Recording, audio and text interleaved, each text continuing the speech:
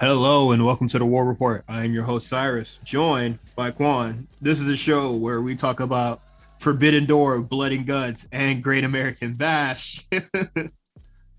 uh, I'm your host Cyrus. Here with Quan, man. How you feeling, man? Man, Sorry, we my are. leg is killing me, bro. You all right? No, my leg hurts. What's wrong with you? You got growing pains. You growing? Yeah, this is something that's been going on for a minute, but my leg hurts like a motherfucker. So, You take uh, something? no, Probably take something, man. it's too late for that. But no, my leg hurts, but uh, I feel a lot better than half the AEW roster. You ain't lying. uh, because we're gonna go right into the trenches a little bit, so we can just discuss a little something. Because AEW has a very long laundry list of people out right now, and I just wanted to ask you, how does AEW sort of smooth things over until their next big pay per view? Do we? So all out since September, if I'm not mistaken. So we got a couple months. Hopefully, a lot of these guys are back by now. You sent the list over. Let me see the list of people. Yes, I got you. I So, got it right here. so starting from the top to the bottom, we got Kenny Omega, who's been out for quite some time already. We have Brian Danielson, who already let us know last week that he wasn't going to be in. CM Punk has been out for, I believe, a month now. Um, Anthony Bowens, who looked like he's good tonight. Yeah, So he looks like he's at least he's walking. So I mean, yeah, that's a good sign. I don't know if he's officially back, but he seems like he's on his way back, which is baby good. steps, baby steps. Um, then we got Scorpio Sky, who also just seems like he's good now. Just giving it one more week, I believe, before facing Wardlow. Is It that was the seems promo? like it. Yeah, it seems like we're getting there. Okay. I don't think it was ever that serious to begin Okay. with. Yeah, yeah. We got Layla Hirsch has been out for quite some time already. I believe she was gone since last year or like No, it was maybe a couple cause, months ago. It's been a few okay, months. because she had that Statlander mess, right? What was that like? Yeah, when March? when Statlander called her, he said, "I know why A your parents waste, left you." and she's the and somehow she she, the face, bruh. she was the face in that. That's terrible. That's why your parents gave you up. Yeah, that's a good guy right there. Uh, we got Darius Martin, who's been out since April. Shortly after his return, he's back on the shelf. I think they, Very, might very have just been unfortunate. calling it too early. Um, and I believe Dante Martin is out as well, right? I don't think Dante's out. You know what I'm saying? I could have swore I saw something, but where is he? Hey, he Where's he might be. been? I don't know. He was. I think he was. Wasn't he on? He might have been on I, like Rampage last week. I swear he was. I It remember. wasn't that long ago. I remember he went up against Moxley, right? I'm gonna tell you right. Like most recently. It wasn't that long ago. Either a week ago or 2 weeks Yeah, it ago. was. Like, it has to be like 2 weeks ago. It wasn't that long ago where he was wrestling. Yeah. Um. I'm looking right now. No, no way it wasn't that long. Because I remember like a Matt Seidel promo or some shit. Was he Dante? Uh, we checking the spreadsheet. Checking the spreadsheet. How'd you know? And I can hear your ass timing. If you wasn't checking the spreadsheet, what the fuck was you doing? You know what I'm on. Oh, You know what time I'm on. Yeah, John Moxley. That was yeah. oh, a minute ago. That was no, it was 2 weeks ago. It was 2 weeks ago. Okay. Godspeed to the brother. Hopefully he's okay. Yeah, that sucks. The bunny, they haven't said what it was, but they said she was out. Jake Atlas was sidelined with an ACL injury. I believe that happened like around the top of the year, right? When Like it was shortly after his it debut. was a second match. Although I don't think he works there anymore. I'm pretty sure he got quietly let go due to domestic violence allegations. Yeah, So and doesn't I really matter. believe that case reached its resolve earlier this week. I believe nothing. Yeah, nothing came of it. It would just kind of dropped. Yeah, it was a drop case. That's what Yeah. I believe that's what I read. Bobby Fish is out with an ankle injury, which happened I think like 3 weeks ago, and then Kyle O'Reilly said, "Hey, bro, I'll be right with you, bro." I ain't gonna be doing nothing else. Might as well chill out. And I like what is listed here is that an extent of injuries yet to be revealed. What could it possibly? You taking time off like an NBA player. They said, "Shit, nigga, Bobby Fish ain't with you. We'll see you later, bro." And if Roddy not coming, yeah, you know what I mean. Do we know when Roderick's contract is up? You got like another. Did he have like another year, right, or something? That is a question. I'll get back to you on that. Yeah, I don't know. I got to talk to some sources and ask and see. But I believe Roger Strong is probably in negotiations right now, possibly. I know there's been like a few backstage stuff going on with like Diamond Mine, but that's been, I wouldn't say 100% smoothed over. I think now they're just wondering what's the next step for the Bait Dog. Boy, just stay, bro. Matt Hardy out with a swollen knee. Sky Blue, which shit, everybody was putting her on the goddamn shoulders. Dark All-Star, Rampage legend, bro, and then she was out. I was ready to get attacked. All-Star. Yeah, and then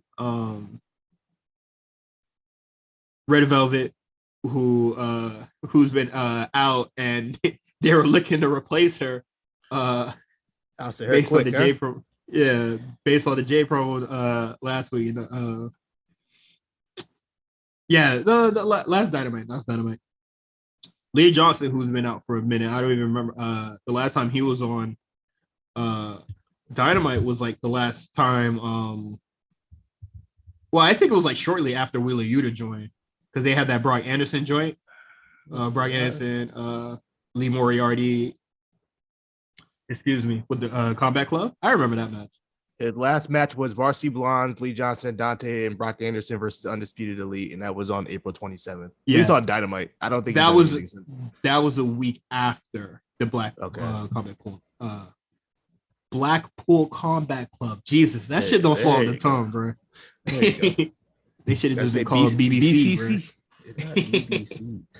That's the other team. Half flows off the tongue better.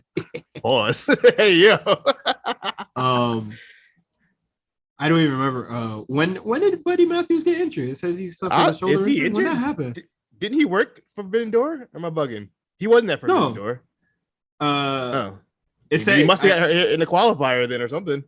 Yeah, that would probably be like. He might be working hurt though. He probably working hurt. I think he might. He had the tape on him. He had the tape on him, so I think he's just working hurt. You never, hey man, I never know if a nigga was on dark or not. So that's why I just be like, where was he, bro? I think at the pay-per-view, I'm pretty sure at the pay-per-view he had the tape on him. The last one he had. Shit, hit him and Dax Hardwood matching tape. And then Jungle Boy is out with the injury yet to be revealed. And then shortly after Forbidden Door ended, we hear that Jon Moxley suffered a concussion, which apparently he fine to go for blood and guts. So Drewski hands. Was it confirmed? Or I just saw the report saying that boy head was a little rocky, a little shaky. And then Adam Cole as well, and he was also suffering from like shoulder pain, not an injury per se. Based on that Bucks promo that happened on the show tonight, they said there's only two, and I said, God damn, pick your homie up, bruh. Right now, just with the Undisputed Elite, it's just those two. So. Back to the original question with this very long laundry list of like what's going on. How does AEW sort of stay afloat till their next pay-per-view in September? Okay, so I do think the inclusion of Claudio really helps for them because they're gonna need it. I think transitioning Christian into a top heel, one of the main event heel guys, was also a move that I felt like they needed to do just to have somebody up there. Yeah. Man, I don't. They got some guys about time they got to start pushing a couple of these guys up to until everybody comes back. But I don't really know who they're really going to choose from. They have Wardlow on deck. We don't really know the status of what MJF is doing. Is if he's coming back, we don't know. They need him. I'll say that they definitely need him right now. If they were that boy like that, is that's what has his. me. Oh, go ahead. That's what has me concerned because, in all honesty, they need him right now. So the fact that he's not on TV, a little concerning. It's a little concerning for Tony Khan. I don't know. Mm-hmm. Unless they're just being that stubborn where they don't want to bring him back just yet for the sake of the storyline. But I think sometimes you got to press the emergency button and say, okay, let's get this guy back on TV because we need him.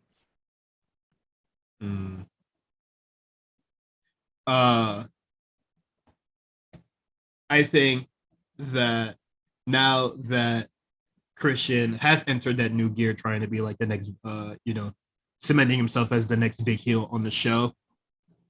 Now he's getting there. Hey man, MJL, you waited a little bit too long, bro.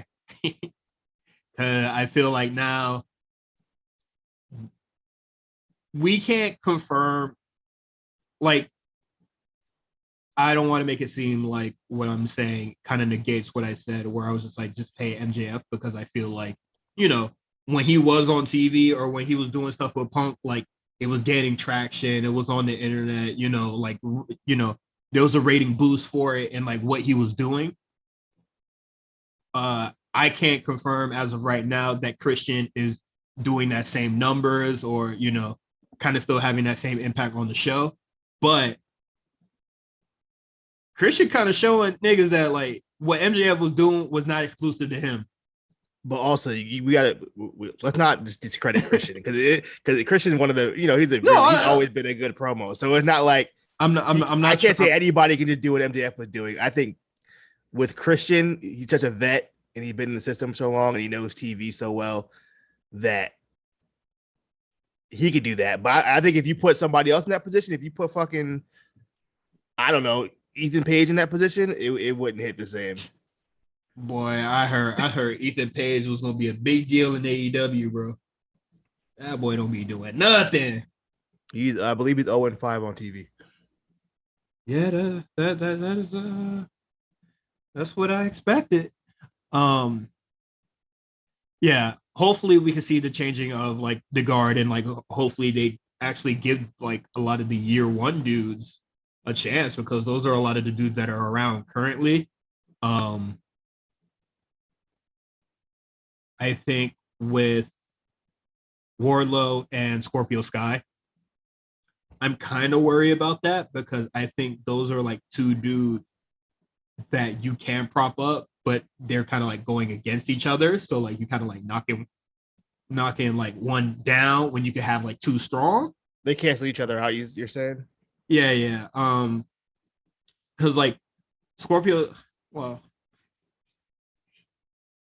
I just know a lot of people are like just tired from like the Scorpio Sky and Sammy Guevara shit, but like Dan Lambert or whatever. But like I feel like Scorpio Sky could have like actually like been, it could work. I just think everybody's still like sour from that feud, but I think Scorpio's like he's not bad. I just think he's in a tough spot with these other cats. I don't know what they're doing with the women. Luckily, not a lot of like top players in the women's division are like currently out, but with Britt Baker seemingly not around for like these past like 3 weeks, it just kind of shows like a kind of like a flaw. Like a hole is missing. Like this shit missing that heat, bro. What's up with Britt? Is she hurt? Hey man, is she on vacation? Tending care, bro. Making sure my man cold teeth right. Head rattling. Got to talk to some sources on that one. She couldn't get the Wednesday off. She couldn't get the Wednesday off from her day job. They said shit hectic in the office. We need you all. We need all hands on deck. She said, "Hey, bro, it's summertime, bro. You can't be taking on that PTO now." You know what I mean? Yeah, but Britt Baker just hasn't really been around, so we kind of just get a lot of kind of just meh shit with like Thunder Rosa, and with the Jade Cargill stuff that's happening on the show, it doesn't seem to be like, I wouldn't say well thought out, but nothing is like being written down and set in stone. You know, like I don't think there's like any like plans. They're doing something with Athena, but it's still kind of early. But previous to that, I feel like they haven't really had much for her in the last couple months. I think at some point she has to lose. I think the winning streak is holding her back. I think she has to lose. I don't like winning streaks in general, like for debuting guys. I never really was a big fan of that because once they lose, like where do you go from there? I feel like maybe giving her a loss, give her a little bit of adversity or something might help her out for something to do. I really do feel like Athena should be the one to give her that loss, but not Athena winning that title. Because I don't know. I don't think I don't think that title is going to be in good hands if it's given to Athena, bro, because you kind of just have your women's title on two people that can't talk shit. And they don't I don't think like there's not a lot of heels in the women's division outside of Britt Baker. Just Britt and Jade for that really like matter. Nyla's there, but she's always on dark. Yeah. It seems like Nyla's going to be the person that they bring up now. But what does the next pay-per-view like look like to end this off? Oh, that's too far away to even know. We don't even know who's going to be available at this point. I couldn't even tell you what the title picture is going to look like come September. Yeah, we have 2 months till now. Hopefully a lot of people come back. And nobody is like rushed back, because I think it kind of looks kind of crazy for AEW's future right now. Like I think, obviously the ship will stay afloat, but but like I said, this is the first time Tony Khan had to face some adversity, so we're gonna see how he reacts going into summer. I will say I'll give credit where it's due. The last 2 shows, Forbidden Door and Blood and Guts, sold out 2 big arenas. Crowds were both hot for both shows, especially Forbidden Door. They were hot for almost damn near the whole show, except maybe like near the end. Got a little tired. Yeah, I think like once the women's match happened, they kind of calmed down a little bit. Thunder Rosa would do that to you. And then it picked up kind of for the main event. But yeah, man, so I'll give them that. Their fan interest is still there for AEW, but it's definitely going to be an uphill climb. It's so interesting because I'm watching, I've been watching 2001 WWF. And it was it's very similar to how AEW kind of going. Like people are just dropping. Like Stone Cold gets hurt, Benoit gets hurt, Rock leaves, Triple H gets hurt. It's like all these people just have, like, at one, all your top dudes.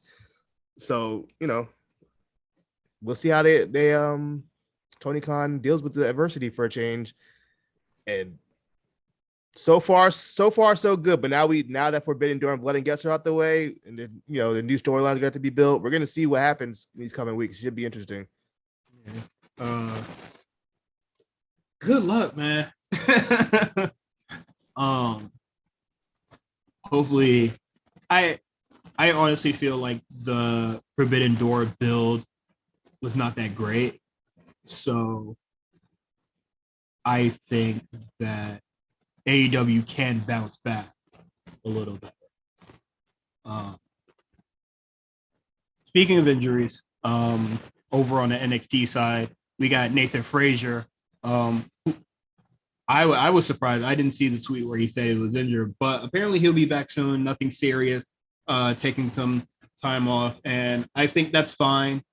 NXT 2.0 is a little bit stacked right now. What is it? Great American Bash kind of crept up quick, and I think he could take the time off now and then kind of show up weeks before like something like hella important or like a big show is about to happen. I'm sure it should be straight. Thoughts? Oh, Nathan Frazier, get well soon, man. What more That's all could I be said? uh, WWE has a new signee. I'm not sure if they'll show up in NXT or not, but MMA. She was Star? I believe she was a Bellator MMA fighter. Honestly, I don't know much about this young lady. I know she has a fantastic Instagram account. Okay. Wonderful. And that's all I need to know. I hate that you had to hear that, people. But I Valerie can't compliment her Lordale? thing. Valerie Loretta, I don't know. I will tell you, she is 4-1 MMA. Oh, this damn website got a damn ad thing in front of it. Let me go find a different website. What the hell? That boy say, "Yeah, I'm out of here." Anybody catch me with the ad blocker? Okay, she's 4-1. Her nickname is Master. Master Valerie. I don't know. She's born in '98. She's 23 years old, so she's young. Sure. 5'4" for the National University. She's an American top team with Dan Lambert, I guess. I believe she's friends with Paige Van Zandt. I think she said something about like them both getting the wrestling. I mean, and the people she fought, it was all Bellator. Yeah, 4-1, and then 2-1 on amateur fights, I guess. So not bad at all. I'm on her IG right now, and I'm seeing her. Tell me. She posted a clip of her MMA shit, and she killed this shorty, bro. She bodied her? Yeah, absolutely. So man. She'll beat the, what is it? She lost, so she ran away or whatever. The Ronda quitting allegations. It ain't like Ronda. It ain't like Ronda. Hey man, they get paid like shit out there. So hey man, get the bag. Can't wait to see what she does in NXT, bro. Yeah, NXT posted her on Instagram, so she might be just go straight. I don't see why she would go. I don't know how much training she's had. I know she's been in the PC for a minute now. Because I know her, like Nikita were posting pics and little TikToks and whatever. So I know she's been there for a minute. Because I remember hearing her name. I've been following her for a couple months now, ever since I heard who she was. So freaking out, boy. Freaking out, boy. She be in Miami a lot. That's cool. You feel me? Wait, there's a link here. VIP fan club. What's on here? Hey. What's on here, hey. Bro? We're about to go on the Patreon fund to find out. a little tapping, a little digging in, bro. But yeah, can't wait to see what she does in 2.0. That should be cool. We say goodbye and salute to someone on the AEW roster. War Report legend. If you say so. War Report legend. Alan Angels of the Dark Order. See you later, nigga. Fuck out of here. Nah, he noted that his contract is expiring soon. I don't believe he's getting re-signed. But this to me leads to a bigger conversation about Dark Order. What do we do? They're losing guys like crazy. I imagine Colt's next. I say probably going to Ring of Honor. I say you let these contracts run out, and you keep it pushing. I think Silver and Reynolds will stay. Oh, maybe Evil. I already heard John Silver's gone. Really? He's like one of the most over guys in the company. Well, shit. What he do that Cesaro ain't about to do? You ain't lying. I about that. I tell your ad already. I say, hey man, Cesaro signs that nigga days is numbered. So yeah, I think it's very interesting that they were definitely trying to push Preston Vance, and then they just stopped. As soon as Cody was gone, all of a sudden, we ain't see too much Preston Vance on the show no more. He was beating up security guards before Wardlow now. You feel me? Just letting y'all know that now. If he stays, I say like a lot. You can softly just like dissolve Dark Order. Honestly, that's what I think they should just slow key just disband it. But they're on Dark every week, having 10-man tag matches. So for a lot of the dudes. Excuse me, like Preston Vance, 10, since he's been wearing the mask his whole like. Yeah, just repackage him. Take that mask off. Yeah, take the mask off. He's decent looking. He's a decent looking guy. He ain't even ugly. Evil Uno, shit, he'll figure it out. I believe he's with AEW games, so he might be all right. That might give him some job security. With Silver, I think if his days is numbered, then Silver. Reynolds. Good luck, nigga. Oh, no, Reynolds is gone. If Silver's gone, Reynolds is definitely gone. Because who cares about Alex Reynolds? I think it just speaks to a larger conversation about not like what MJF was talking about, like evil ex-WWE guys coming through, whatever. But I've already heard that a lot of people are in that locker room looking for extensions, or waiting to negotiate, waiting to talk to Tony Khan, seeing like what their future in AEW is going to be. And then they just see a new nigga walking around in the locker room, who just got paid dumb dollars. Oh, you already know. I'm gonna talk about it later on, but Claudio, he got a bag. I know people in the back were hot. They say, "Oh, I don't get no extension," but Claudio's here. How much do you think Claudio making? Probably what? 4? Our sources say that Tony Khan dropped bank on Cesaro. On Claudio. I like the dude. That's cool. But the bag, big ass bag. You had John Silver right there. You gotta compete. Hey, that ain't no Cesaro. Don't disrespect my guy. Damn, they basically the same nigga. No. if you put 2 John Silvers on top of each other, maybe. Yeah. One is a short and stocky. The one is fucking huge. It's like a Pokemon evolution. If you go John Silver and then Giovanni Vinci and then Cesaro. I'm crying. I was wondering who was like is this like a 3-stage of evolution of one of the 2 joints? Yeah. But yeah, John Silver is definitely definitely the starting evolution of that shit.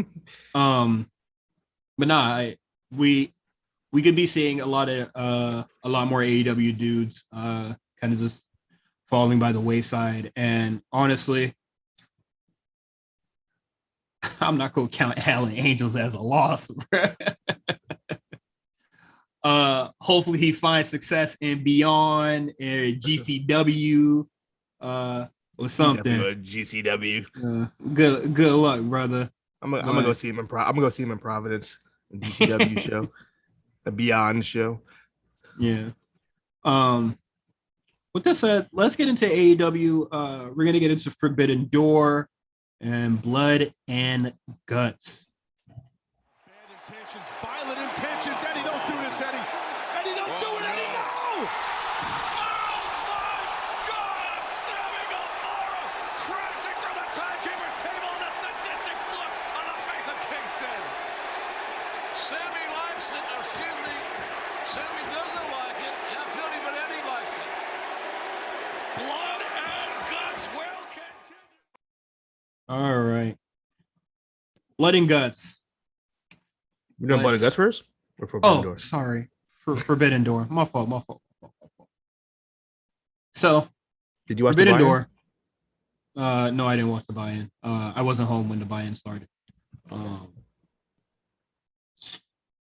What happened on the buy-in? Well, the buy-in, first things first, we had Haruki Goto and Yoshihashi against QT Marshall, Aaron Solo. This match went way longer than it needed to, but it's fine because these are 2 guys from Japan working in America for I don't know if you guys have ever worked in America before, so that's fine. Let them get this shit off. Fine match. I gave it a 3. Next one was Nick Comoroto versus Lance Archer, which they just threw on there like literally last minute. I don't know what the point of this match was. It was fine, I guess. Yoshinobu Kanemaru and El Desperado. Do they have a name? No. The tag team? They don't. They've always just been that. Versus Swerve and Our Glory. Swerve and Our Glory won that match. It's actually a pretty good match. I really enjoyed that match. And then the main event of the buy-in was LA Dojo Kids versus Max Caster and Billy Gunn and the other Gun Club. But they like ran off halfway, like at the beginning of the match. So it was really a handicap match, but Max Caster and Billy Gunn still won the match. And that was just a match that happened so that Max Caster could rap in front of the crowd, I'm sure. But yeah, that was the buy-in. 4 matches, a lot of matches on a pre-show, but you know, that's AEW. Mm-hmm. Okay. Main card stuff, which I was around for. We're not gonna go into match order because the wiki had it all wrong. Well, it didn't have it in the correct order. Oh, you got a match order? All right. Yeah. Go off, King. All right. So before we even get there, did you enjoy the show? Any like initial thoughts just off the rip? Initial thoughts. I think that this show desperately needed somebody to tell dudes to like wrestle at different pace, because I think a lot of these matches in my mind blend together because they wrestled at like a different pace, or like a lot of these matches kind of wrestle in the same pace. So I would say that the matches that stick out in my mind for this show would be the IWGP 4-way, Zack Sabre Jr. versus Claudio, and like Moxley versus Tanahashi, because they all work like a different pace. But a lot of these matches on the show kind of like blends together.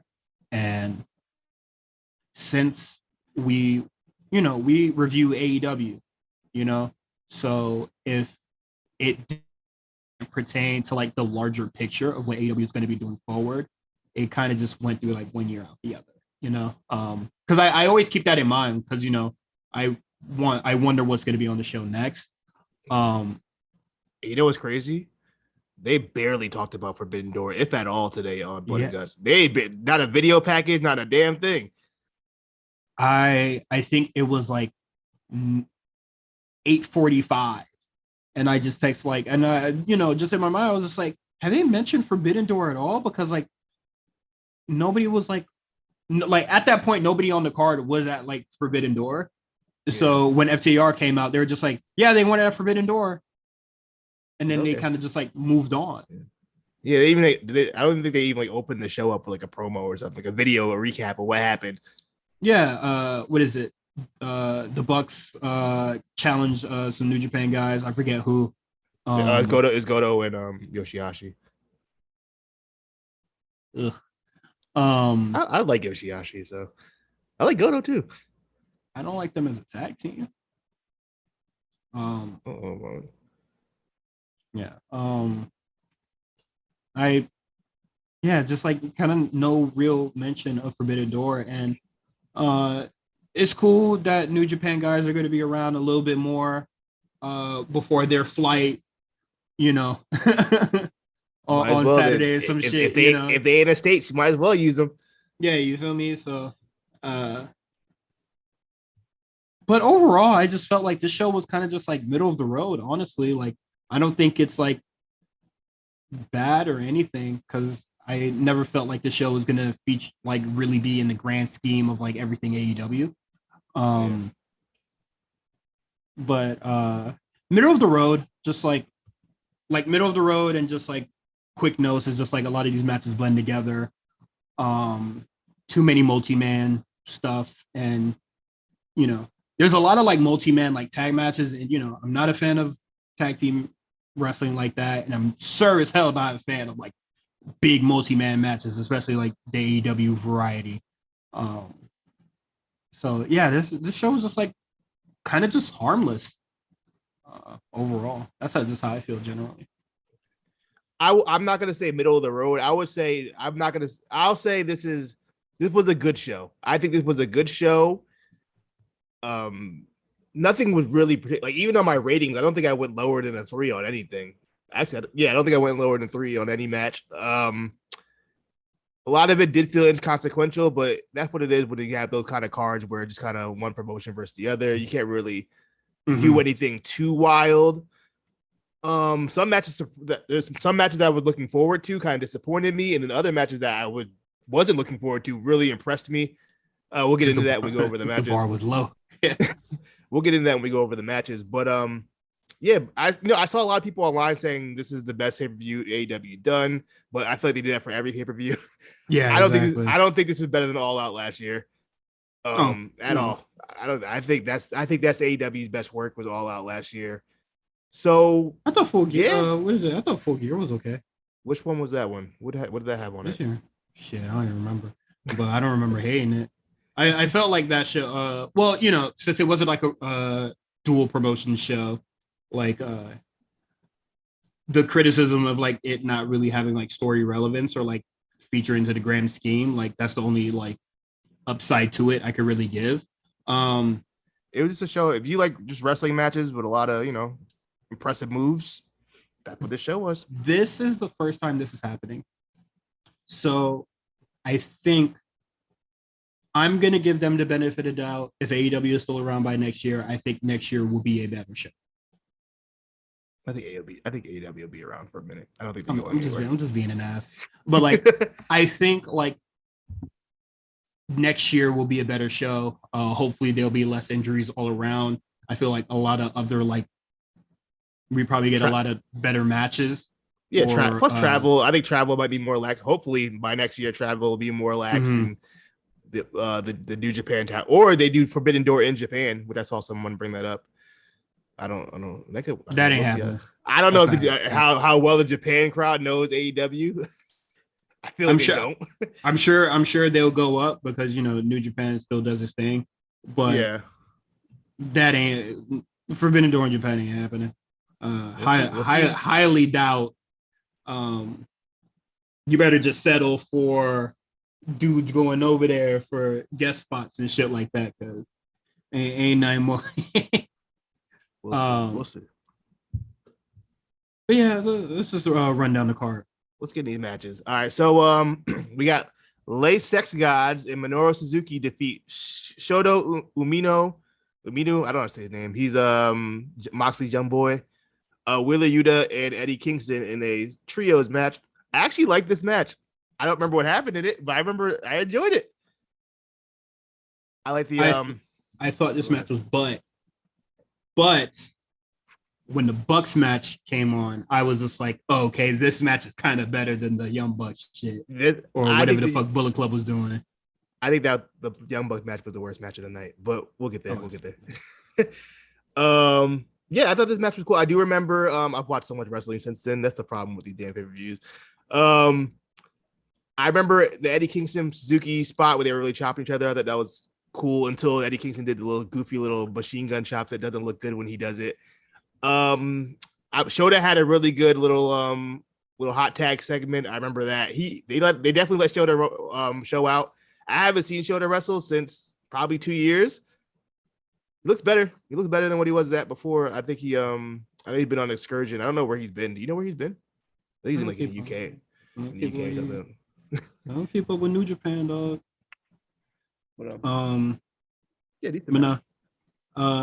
Yeah, the match at first I was just like, oh man. Then other shit came on the card, and then like overall, I think the match is pretty solid. Next match, Roppongi Vice versus Great O'Khan and Jeff Cobb of United Empire versus FTR for the IWGP and ROH Tag Team Championship. Now, I think my stream was kind of messing up during this match, so because I didn't pay for this. So I saw a lot of people rate this match really high. I thought this match was just kind of cool. I thought it was cool. I gave it a 3.25 out of 5. I called the spot when Dax got taken out. I'd like, oh no, he's coming right back out. He's gonna get a big pop, and he did. Do you remember anything that happened in this match though? I don't really remember much. When Dax got out, and then United Empire and Roppongi Vice had to carry. That part was terrible. It had to put the heat on Cash. I get it. Yeah, shit's it just ran a long time. It went pretty long. Yeah, it went pretty long. Putting the heat on. What is it? Dax what is it? FTR wins and they win the IWGP and ROH championship. And I'm just like, hey man, that IW tag title garbage on leather. So I'm glad y'all won it. Yeah, it don't mean much these days. I'll be honest with you. What is it? Obviously, like commentary's not gonna shit on it, but they were just like, oh my god, I had never seen a tag team so decorated. I was just like, dog, them tag titles is like them shits is worth 2 BlackBerry phones, bro. Like that shit ain't nothing, bro. But they got something to sedate their pain, you know. They was bitching on Twitter and they won something, so the shit stopped. Also, this match confirmed everything I keep saying about Great O'Khan. He still stinks. He had not. Dog, he'd never been good. So, when he put his tushy on Dax Harwood head, I said, "Ain't no way I'll be gassing this nigga up. Hell no." Yo, the timeline had been lying to me since he showed up on Dynamite for the last month. I'm like, bro, this guy is not good. I watched this guy's whole G1 run last year. It was terrible. Every match was bad. That boy stinky winky, man. Or whatever it was. I don't know, but G1 or World Tag League, whatever the hell I watched last year. It was fucking terrible. He stinks. Get him off my screen. He works like the other he works a lot like Fale. the Suzuki Goon guy that retired not too long ago, and he had like the Iron Claw joint. He wrestles like I don't know how to describe it, but he wrestles like he a big nigga, but he not. You know, and it stinks. He's not a big dude. I don't know. He not bigger than anybody who was in that match. The dude, he wrestled like the Satam nigga where he be like grabbing niggas' heads and be like trying to squeezing his shit. I'm just like, bro, stop that shit, bro. This nigga's ass, bro. Next up, Clark Connors versus Pac versus Malachi Black versus Miro for the brand new AEW All Atlantic Championship. This match was cool. It was fine. I think Clark Connors showed out. I had never seen Clark Connors wrestle previous to this. I thought he showed out. Mm-hmm. Oh yeah, Ishii was out because a left knee injury. So yeah, Ishii was relate for injury. Once again, another match where I don't really remember a lot that happened. It's standard per the course for AEW. I don't know why you would have 2 fatal 4-ways on the same card, but they just wrestled a faster version of the IWGP 4-way. Yeah, I agree. But shout out to Clark Connors. He looked good out there. Pac finally won something. So that's cool. Good for him. Hopefully he sticks around for a little while before he has to go back to where's he from? Newcastle? Who? I don't know. Pac. Where's he from? Oh, I don't know. British. Oh. Yeah, well, hopefully he sticks around a little bit longer. I know he likes to take extended leaves. Malachi Black, I don't know, man. He kind of lost in the sauce right now. We'll see where that goes. Miro, I know that boy regretting signing them 3 years, bro. Wait, it's only been a year now so far, right? Yeah, maybe about a year.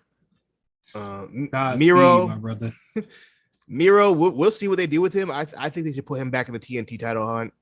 I know he made a comment recently, today, about how I think he should wrestle Moxley.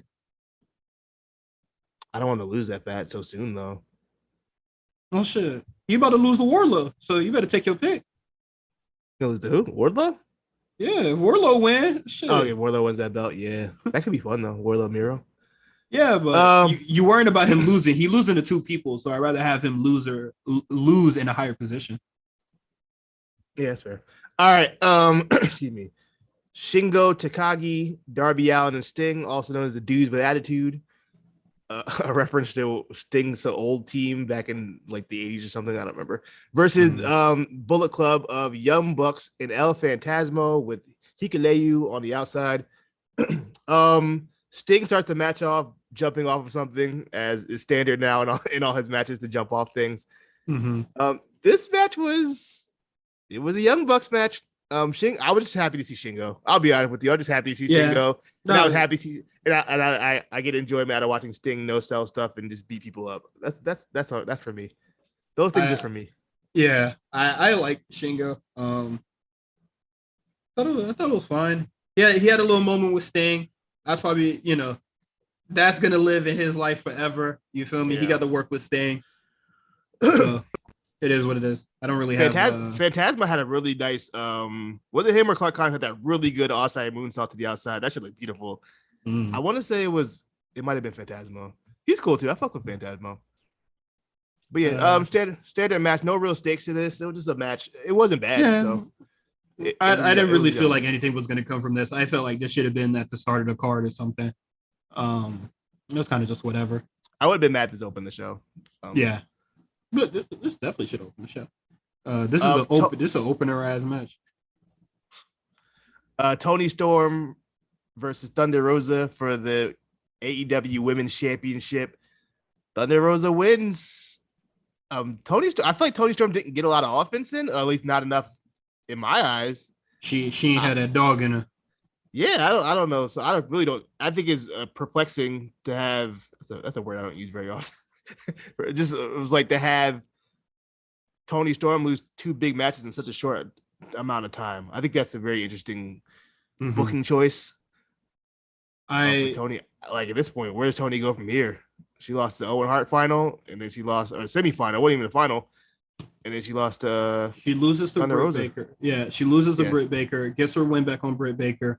Loses to Thunder Rosa. Now she's gonna be wrestling Nyla Rose on Rampage, and I don't really understand what the trajectory is here, especially if Britt Baker is nowhere to be found currently. Like, you had her lose twice to basically Tony and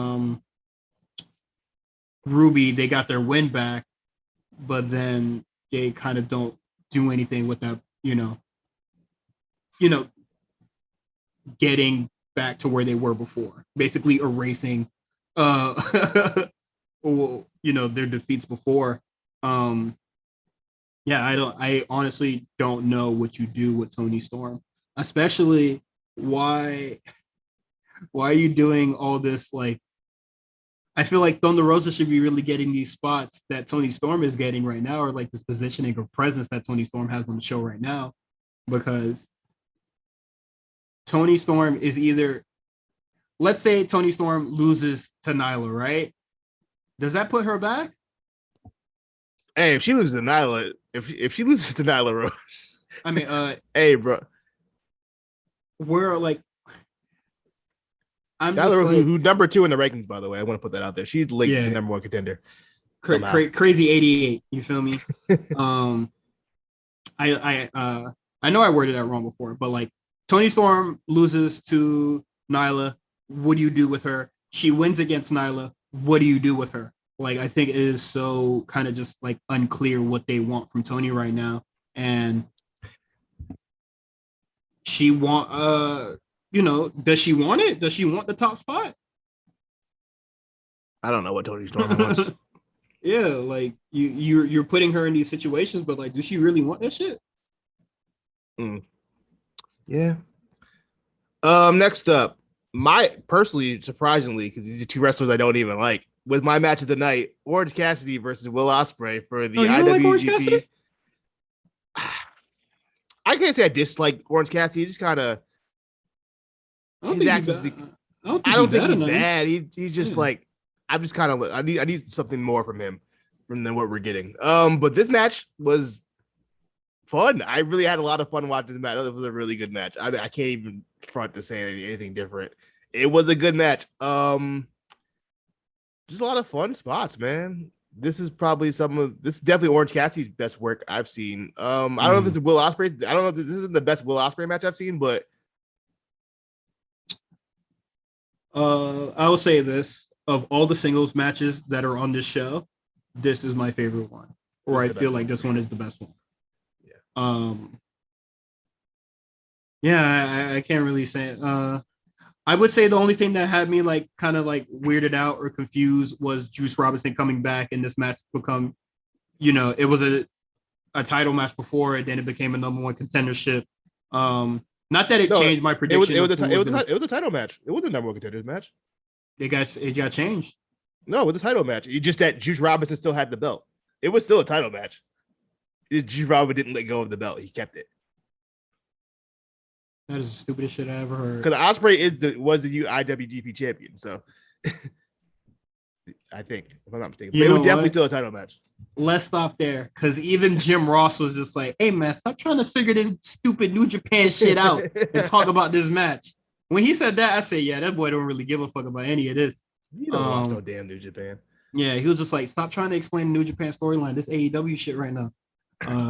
Crazy finesse. But like, out of all the singles matches, I definitely think this is the best one. Orange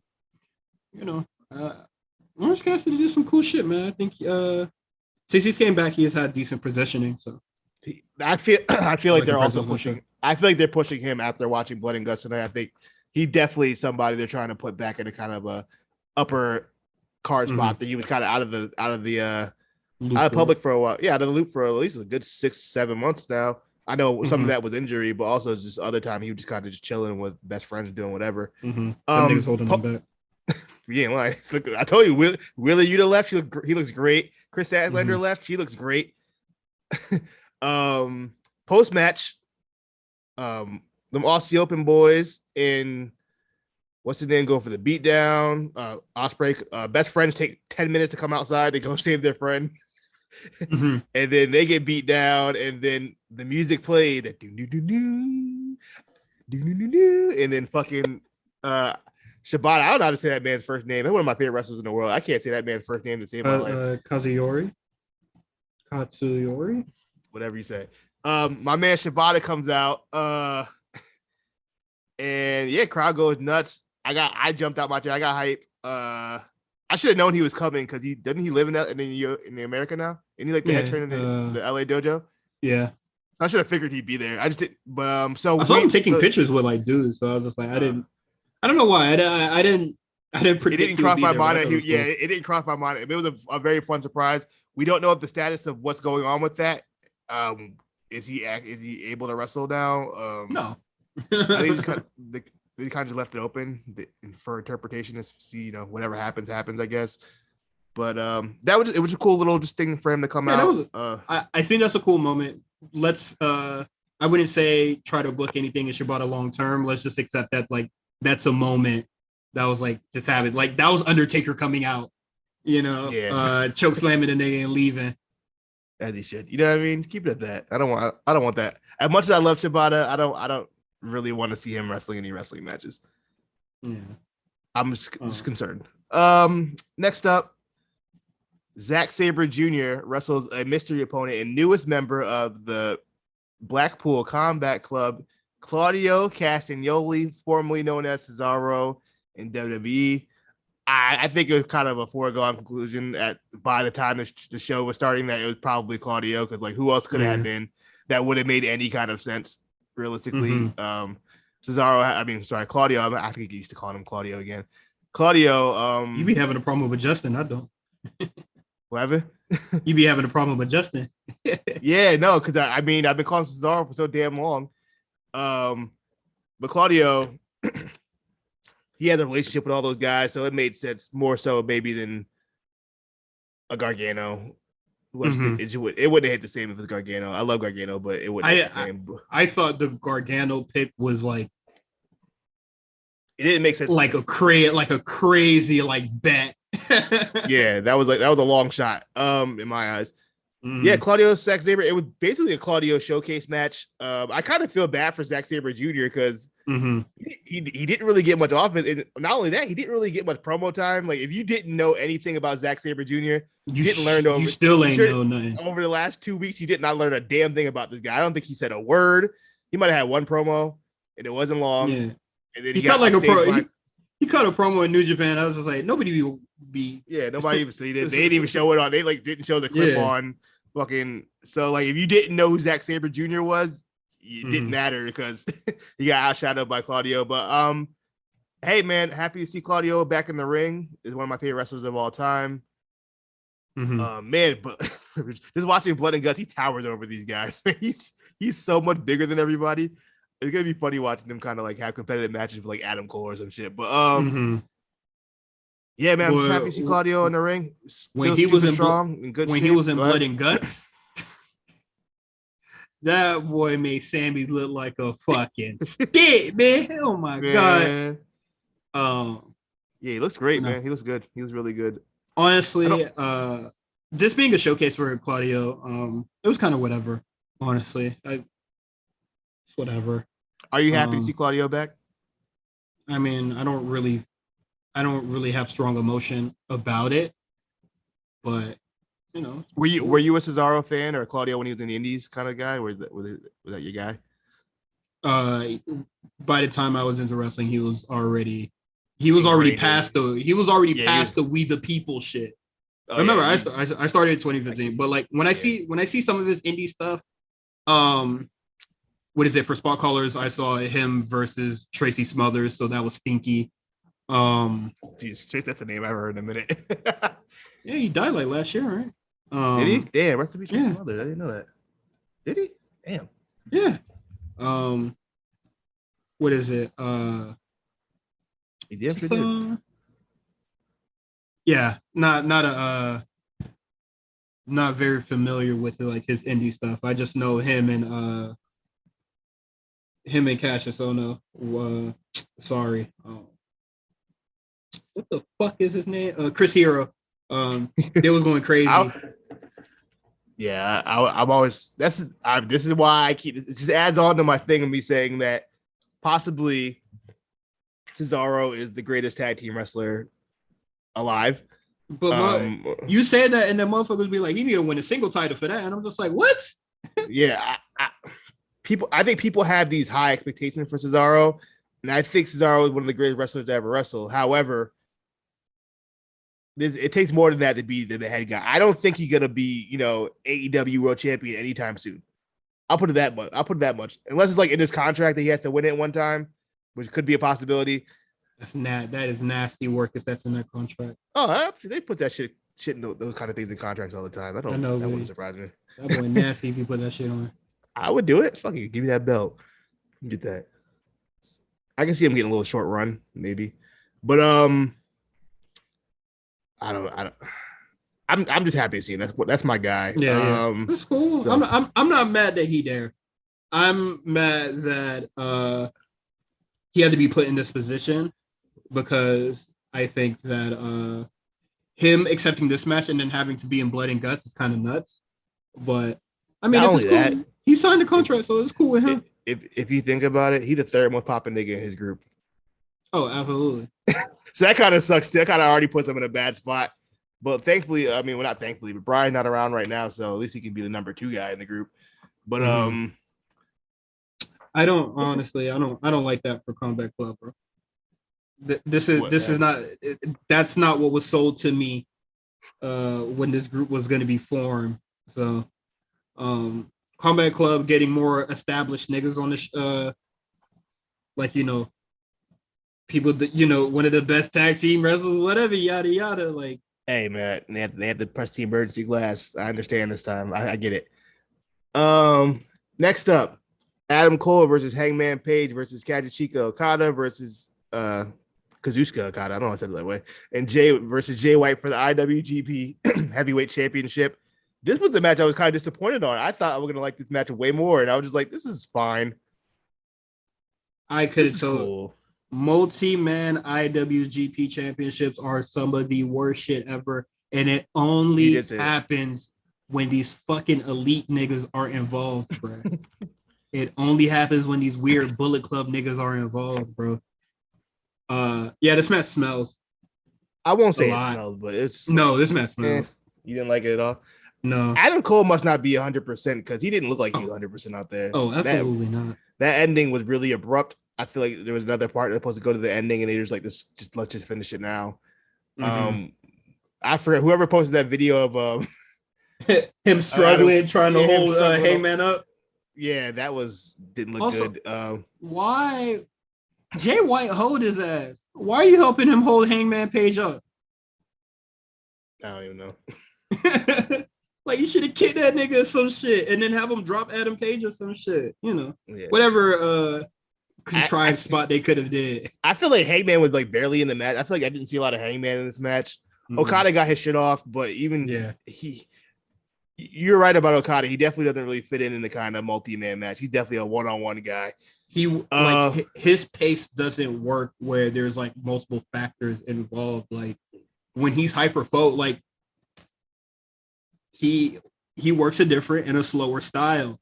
But when there's multiple people that can like interrupt that flow, it just don't mesh well. Yeah. But nah, this match wasn't it, bro. Sorry. Yeah, this is probably one of the. I would say I like that Pac, Miro, Malachi Black, and the Clark Connors joint because I felt everybody had a lot of time to shine in that. I like that. Everybody, I like that 4-way better too. I agree. Everybody got a moment in there, even Clark Connors, while like nobody not a lot of folks got a lot of shit going off on here. Yeah, so match is forgettable. Another multi-man IWGP match that just stinks. Mm-hmm. And this is, I believe, what is it on commentary? They said this is the first time there's ever been a 4-way for this title, and I said, yeah, this match is gonna be ass. And the main event now, Jon Moxley versus Hiroshi Tanahashi for the interim AEW World Heavyweight Championship. I'll be honest with you, by this point in the night, I was pretty tired and my stream kept fucking up. So I missed parts here and there, and I just didn't have the time to rewatch it. What people have told me, it was a good match. So I'm gonna go with it was a pretty good match. From what I saw, I enjoyed it. You didn't even see the whole thing. My stream was fine. I'll say that if you seen Jon Moxley in New Japan, where he was out there wearing like the shorts with the trunks and the knee pad, that is not the man that showed up that day. This is AEW Jon Moxley, and that was something that I feared the most. He did work, I will commend him for them working a slower pace, but I just felt like at this point in the card, that's not what was needed. I don't know. If you were waiting for this matchup for a really long time, I hope you are satisfied because I wasn't. I kind of felt like this match had a lot left to be desired, and I don't know. When Moxley did that G1 and he was in the vlog, he worked a lot differently. You're doing his thing. Yeah, like he works a lot different than compared to how he worked in New Japan, and you could call cap on that or not, but I know what the fuck I saw. And it was definitely AEW Moxley that showed up today. To the point where like bro was like doing this bleeding shit and all that. And at that point, I felt like the change of pace was cool, but I felt like it was too late in the card to be having that pace. And to me, it never really like picked up. Okay. I'm gonna take your word for it because I've seen like bits and pieces of this match. Especially, honestly, I think the match is fine, but I like some of the Moxley matches that happened in New Japan, and I hope that he was going to tap into that bag a little bit for this, and he didn't. So it just didn't hit your expectations the way you were looking for it to do. Got you. I was expecting bro to put his working boots on, and then he put the wrong ones. Okay. Well, that was your main event review by Cyrus because I didn't see it, but that's Forbidden Door, guys. Like I said, Did you see the big nasty brawl at the end? Oh yeah, we got that the brawl to sell Blood and Guts, which I'm just assuming if you pay $50 for the pay-per-view, you were gonna watch Blood and Guts. You were gonna watch Blood and Guts anyways. I didn't think it was necessary, but it is what it is. They wanted to end the show in chaos, I guess. Yeah. And Claudio came back out. Yeah, my favorite part about that shit is Tanahashi. That boy was like on all fours, crawling, asking to be revived, and these niggas are promoting Blood and Guts. Get me out of here. That boy said, hey, bro, get my beacon.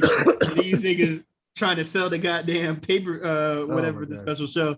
But yeah, that was Blood and Guts. I honestly I think that it was very just like harmless. I don't really think that like I don't have any like vitriol for like this or anything. Like I really feel like this show was like very standard, like it's very regular.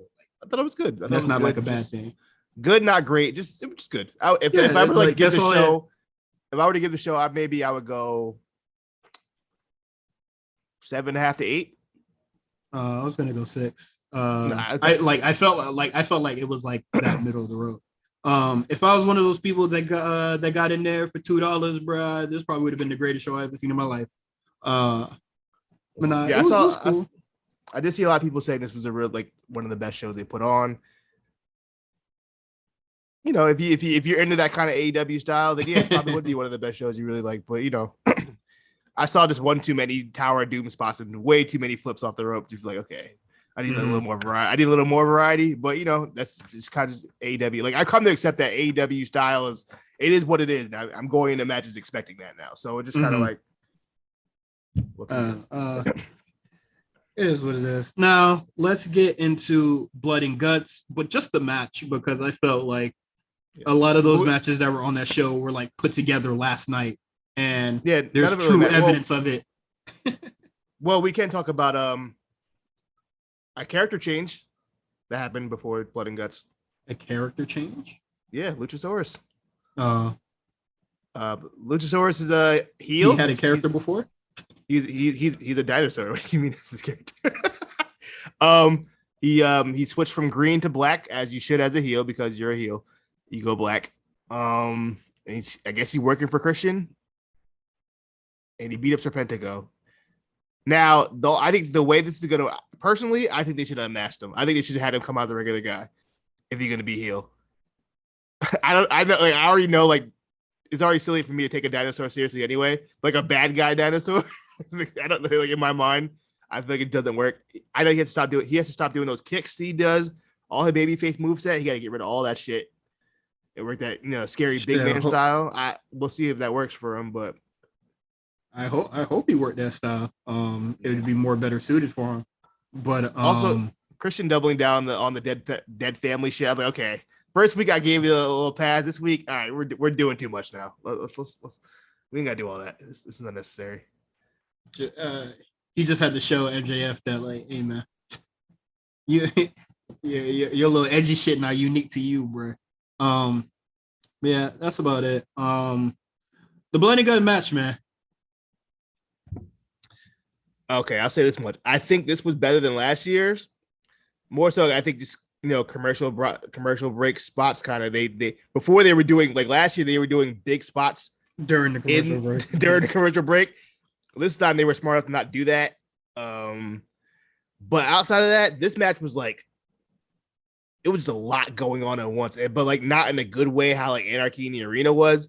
It was like, whoa, I can't keep track. I can't even like my brain can't function to say what the fuck's going on. Like there's like 4 different things going on at the same time. And I just feel like in a match like War Games or Blood and Guts, that doesn't really work as well.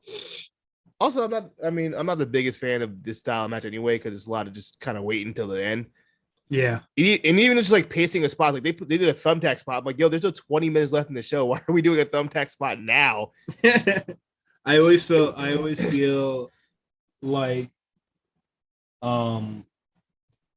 War Games needs a elimination like rule added. But then it wouldn't be War Games. It'd be I don't know what the hell it'd be. Well, shit, it would be them, and I think the match would be better for it. It would, but nah, like I don't like that. It's the people that represent Jericho Appreciation Society, like they sent the 2 smallest niggas like first, and I was like, oh, why'd y'all do that, bro? Like, what the? Hey, I'll just go toss these idiots around, bro. But I thought it was whatever. Like, I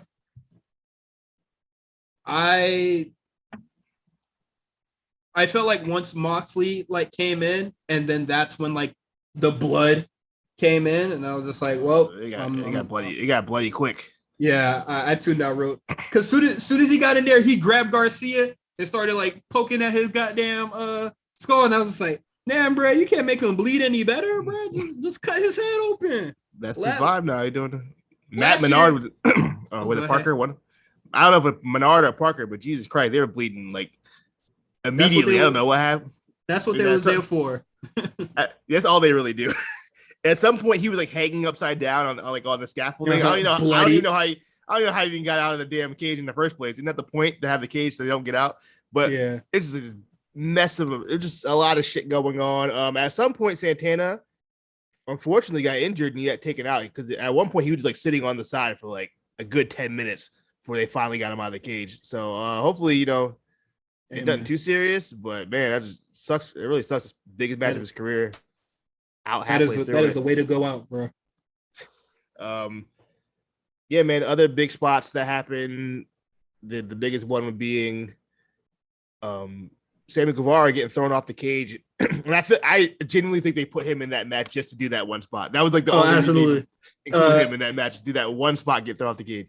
Garcia said, "I ain't doing that. That ain't for me, bro. And for me, I'm on the mat, bro." And I will say credit to AEW. They learned their lesson from last year and did a much better camera angle when they threw him off the damn thing. Yeah, so that's where I'm at with it. I think it was better than last year's, but I don't think they do it better than NXT does it.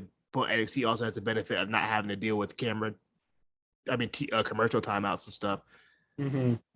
But I'm not a big fan of the War Game style match anyway. But yeah, I'm growing out of love with the War Game.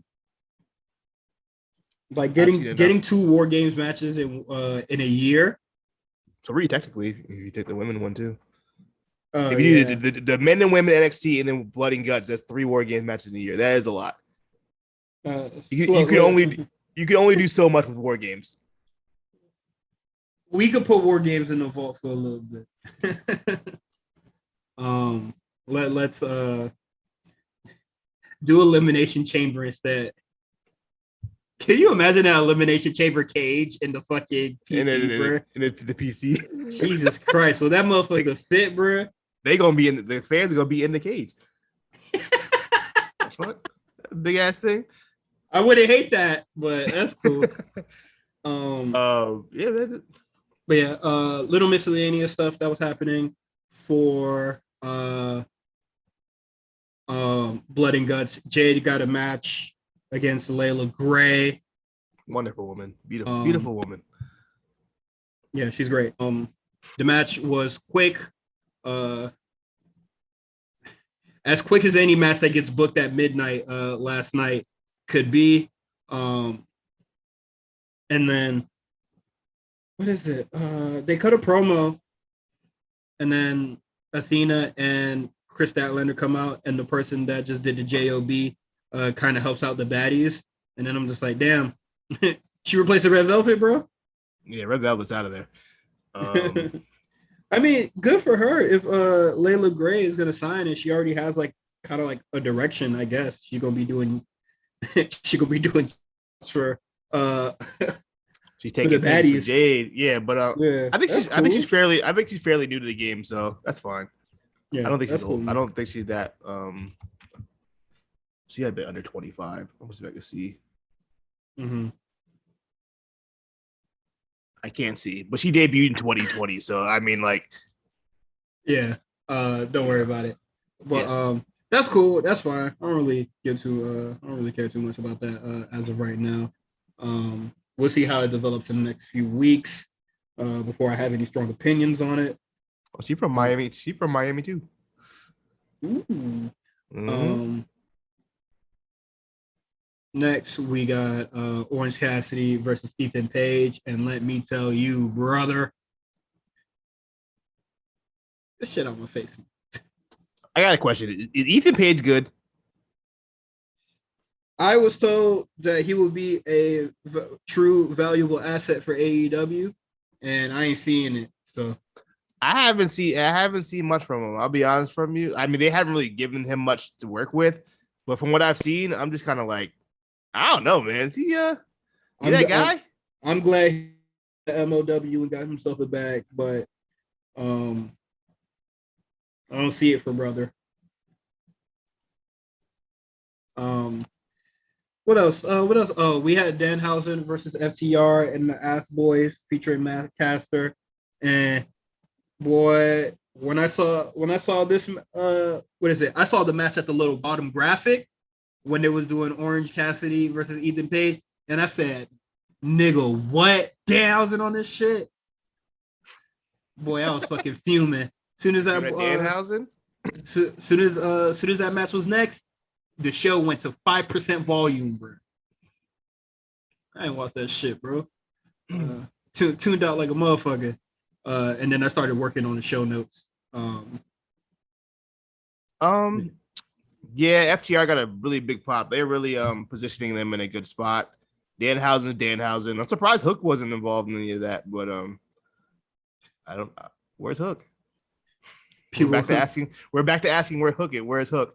Also, yeah. Max Caster, that line, that Flint water line, that wasn't cool, man. I'm sorry. I know you like to push the envelope. That's a little too touchy. Hey, all I gotta say is Detroit ain't swing on them, so y'all pussy already. What? That's all I gotta say. I don't know how far is Flint from Detroit. Mm-hmm. I think they're kind of far from each other. The crowd even reacted. Also, this is the whitest I've ever seen Detroit in my life. I'll be honest, dude. That crowd was. That's the AEW crowd. I thought Detroit had more brothers than that. Niggas don't fuck with AEW, bro. Right, it's an hour away, by the way. I had to look it up. Yeah, that was pretty much the show. That was did we miss anything else? No, not really. Oh, and Billy Gunn turned on his kids as he should. As he should. Yeah, kind of whatever. That is it for Blood and Guts. Honestly, only the Blood and Guts match really matters. Everything was booked at like goddamn midnight or some shit. So. This was a one match show, and that's fine. Honestly, yeah, that's fine by me. Next, let's get into NXT 2.0. I lost my North American Championship, and instead of trying to go back for that, Braun, I put all my chips in the middle, and I said I'm going all in on Braun Breaker. But that's what makes us different. What I'm trying to get at, Braun, is that I don't have a backup plan. If I lose that championship, that's it for me. But I guess you don't know what it means about having a backup plan. I guess seeing how this was your backup plan. I mean, you always wanted to be in the Pro Football League, right? But then the Ravens called you up and said, hey, little Braun, you're just not good enough to play on our field. So you call up Pops and you say, Daddy, please, I've always wanted to be in the WWE. And now here you are. All right, NXT 2.0. A lot of stuff that we're going to talk about on the show are going to reflect our Great American Bash predictions. So let's get that card up. All right. So first things first, Josh Briggs and Brooks Jensen come out to celebrate their win of the NXT UK titles, which honestly, when they won it last week, I was just like, well, I guess, bro. Give them something to do. Yeah, I guess. Did we talk about on the podcast that Brooks Jensen is Bull Buchanan's son? Did we talk about this? Yeah, and I was just like, I don't know who that is, bro. You know, there's no way you would know who Bull Buchanan is unless you watch WWF from like 99 to like 2002. I think he was in New Japan or All Japan. He's in one of the Japan for a minute. But if you're an American wrestling fan, you know Bull Buchanan from Right to Censor, and he was with Big Boss Man. Then he was with John Cena for a minute. Mm-hmm. He was Cena's tag partner. It was weird. And then he kind of just disappeared for a while. But I didn't know that was his son. So that's cool. Second generation champion. Good for Brooks. They've grown on me too. I will say that they've grown on me. I don't hate them. I definitely think Fallon Henley has added much spice to their team because boy, them beating meat jokes and all that shit. I get no bitches jokes. Ooh, that shit stunk. Mm-hmm. But they celebrated, and then Pretty Deadly came out and just said, you're bringing the prestige of those titles down. I agree. And then they want to fight back for those titles. So at Great American Bash, it will be Brooks Jensen and Josh Briggs versus Pretty Deadly. Who do you have winning? I don't want Pretty Deadly to lose again. I think they're going to, but I don't want them to. I think they should win, honestly. Nah, I want to get them away from the NXT UK tag belts. I feel like I want to get them away. I want them to get away from NXT. I want them on the main roster personally, but yeah, unless they are Max Caprice models, we still don't know who those models are. SmackDown. Shit, that'd be cool. I think that would be fun. So if that's their way of going out, then I'll be cool with it. Once again, like I said, I'm not predicting people get called up anymore on these in this NXT. You say that, but you'll be doing that shit next week. I'm gonna do it. I know I'm gonna do it. But so I'm gonna go Briggs and Jensen are gonna win that match at Great American Bash. Okay. I'm not mad at it. It's cool. But I'm gonna go with Pretty Deadly. Next we got Zion Quinn losing to Sanga. And then Zion Quinn going backstage, running into Apollo and just being like, boy, if you'll get the fuck out of here. And Apollo Crews said, boy, ain't you just get your ass whooped? I'm gonna whoop your ass again at the Great American Bash. Yeah, he probably will. Hey, Zion Quinn. Preem jobber, bitch. Hang it up, man. Flat screen. Flat screen. Yeah, man. Somebody needs a job. So, and I don't know where Boa is. So let him do his thing. I got the ludicrous shit going on right now. I'm seeing what you're doing. I don't know what the hell you're doing with your damn hair. I'm parting my hair so I can put the oil in it later. I'm just doing that shit a little too early. So it's gonna be Apollo Crews versus Zion Quinn in the singles match, and I think, boy, if y'all don't put that shit on the pre-show or something, throw that bit on Level Up or some shit. What pre-show? This is on Tuesday. Put that shit on YouTube, bro. A regular ass episode of fucking NXT. Put that shit on YouTube, please. I'm trying to see that shit, bro. What's next, man? Apollo, yeah, we could both agree that Apollo Crews is gonna win. They ain't no doubt in that. Next we got Winnie Chu versus Tiffany Stratton. Basically, just her retaliation. She had a dream on on NXT. And she said, "Man, her worries keep me up at night." And then just said, "Man, fuck you, I'll see you." I guess I would have Tiffany win this. I feel like Wendy Chu can take a loss and it's fine. Yeah. I feel like Tiffany is a big win. My thing is that I think that because I would want to position Tiffany Stratton for whoever dethrones Mandy, but they need to time it right. So Tiffany isn't just like around, you know. You want Tiffany to have some momentum. Yeah, like you don't want her to win this and then just wait for Mandy Rose like title reign to end. So I'd say give it to Winnie Chu for now, but I'm really rooting for Tiffany Stratton. You're gonna go with Wendy, or you're gonna go with Tiffany?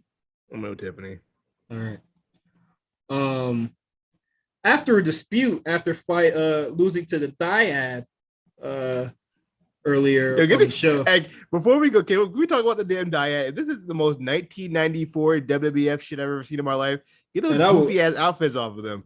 I will continue to ignore it until they're unveiled. Because in their match, everybody was just like, you know, for like the first 3 minutes, they were just like, bro, take this shit off, bro. Yeah, take that damn mask off there, dumbass. Like, why did you rip it off? That shit was sounding like girl going wild. Plus, if there's supposed to be some big reveal to all this, yeah. If it's just grizzled young vets, niggas ain't gonna care. Why don't we care about that? At first, I was just like, yeah, just unveil them, bro. Like, just do the thing. Like, it ain't gonna be much of a shocker for real. It could be grizzled young vets. People are like, oh, okay. Like, who cares? That's all it's gonna be. But the Roderick Strong and the Creed brothers lose to the Dyad and Joe Gacy, and Roderick Strong, as he usually does, blames everybody else for his loss. And then well, my thing is that, you know, okay, Roderick Strong tagged himself in. Just let him. Why the fuck you going over there distracting him, turning him around, and let him cook, bruh? I think Julius overreacted, bruh. Ooh, he was cooking. Julius was cooking. All right, but just pass it off, bro. He said, let me cook. I got the ISO. And Roddy was like, nah, pass me the ball. I'm gonna get it. I got it. And then he pulled the Carlton. He pulled the Carlton. That's what happened. No, he didn't. Because Yes, Roger Strong hit that nigga clean with the knee. He was on the floor, and then Julius was like, "Oh, bro, what the fuck was that?" Whatever. I was just like, "Bro, Roger cooking, bro." Shit, the nigga overreacted. That's the only reason they lost for real. Because Julius want to act like a hoe. But they took it backstage, and I like how it's listed on Wikipedia. It's Creed Brothers versus Diamond Mine.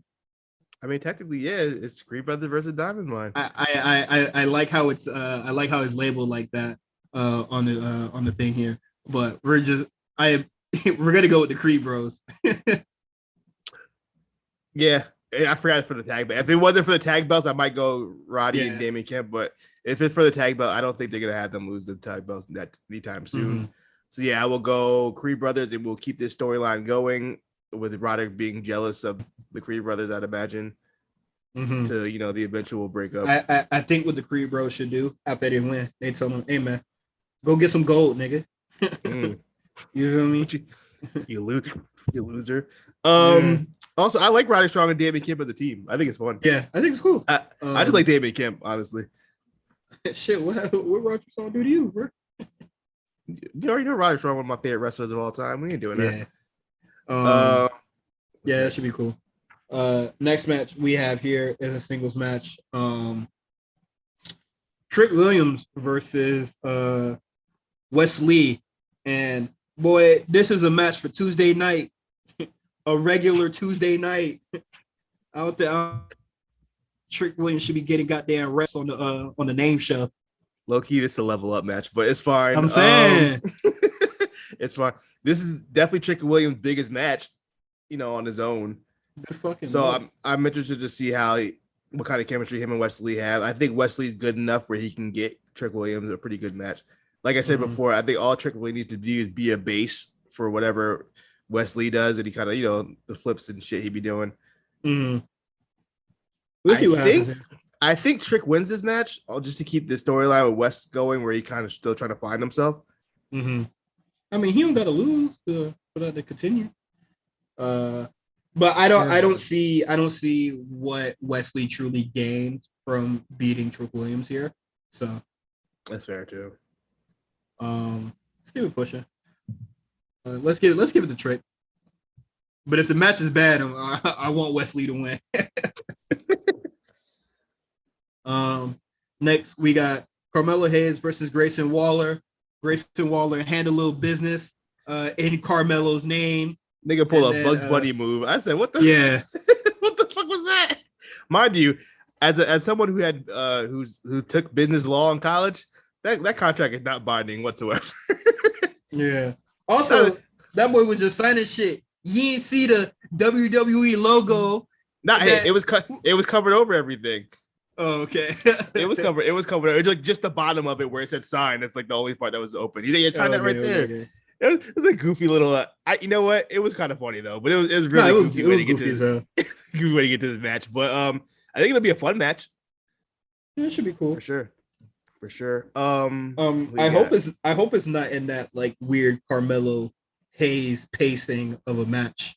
Oh, definitely gonna be in that Carmelo Hayes pacing of a match. I just don't know how much time they're gonna hit. There's like 20 matches on the show. There's 8. Oh, come on, it's 8. Come on, relax. That's a lot in a 2-hour show for a show like this. Well, at least we ain't got to worry about 3 more matches being announced by the time we finish the show. But I'm gonna go Grayson Waller here. You think Trick loses the belt already? Carmelo, but Carmelo? Fuck it, why not? I'm gonna go Carmelo. I don't think Grayson Waller is winning anything. Just a freak pick. Fuck it. Let's see where it goes. I got $50 to lose on this. Solo where's Solo at? He's still waiting. He's still the cut. That boy, like you told me last week, bro. That boy lost his turn. He really did. That shit's sick, bro. Niggas took the controller from him and said, "Nah, it's our turn, bro. Big brother's playing." You know what I mean? Who was he talking to? Somebody on the show, and I forgot. I think he might have talking to Apollo. I think it was Apollo. It was Apollo. Yeah. You're correct. My memory is astounding.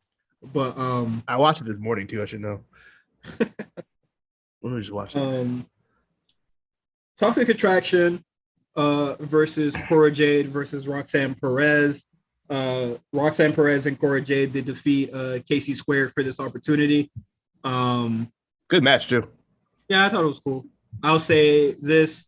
I think everybody could breathe now that they did not use the contract for this. But I think they should have. So we can stop wondering what the fuck is going on with this contract. I think you could have her hold it like the briefcase, like the Money in the Bank briefcase. That's what I think. Then who the hell she gonna cash in on? Mandy, or Nikita, whoever is next champion. I don't know. I don't think that'd be a very lovable face for her to do to cash in on Nikita Lyon. I mean, it didn't have to be a sneak attack. It could just be like, "Hey, I want a women's title match against you." I think that'd be lame, but it is what it is. It's not even. It's way less lamer than fucking us to have a tag team title. Winning the belts. Huh? Why? What makes you think she can't win it when she cashes in? Because Mandy about to beat her ass again. Oh my god, we don't know that. I mean, Roxanne does have a win over her. I don't even think she really need to cash in that shit on her for real. I don't know. Did Mandy get her win back on her? I don't recall.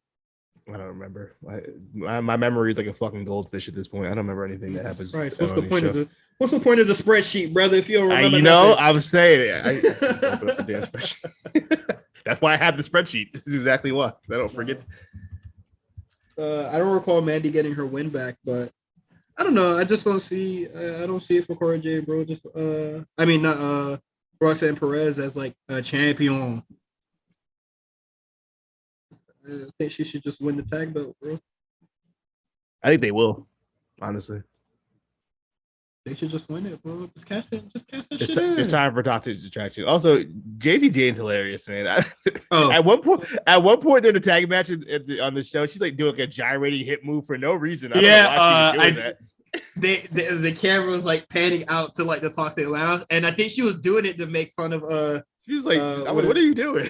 For them dancing, whatever. And I was just like, she's the only person in the booth doing it. I don't know. She was feeling herself. She's hilarious. She's funny. I think she's great. But let's I'll give it to Cora Jade and Roxanne, bro. I want Toxic Attraction to end, bro. Yeah, I'm over Toxic Attraction. I've been over it for a long time, so let's wrap it up. Yeah, let's wrap this bitch up. And then we got Braun Breaker versus Cameron Grimes. And boy, Cameron Grimes talking that talk. Hey, Braun Breaker, whoever the face-off segment was not. That's not your strong suit, bro. That nigga was getting barred to hell, bro. Yeah. When he said, "Your dad ain't got that heart, and that's why he was never world champion." From a nigga who dad was a jobber, bro. I said, God damn, bro. Smoked his ass. That boy said, "This wrestling shit a backup plan for you." Yeah, this is all I got. You couldn't cut it over there. This is all I got, baby. I know that Baltimore Ravens line stung, man.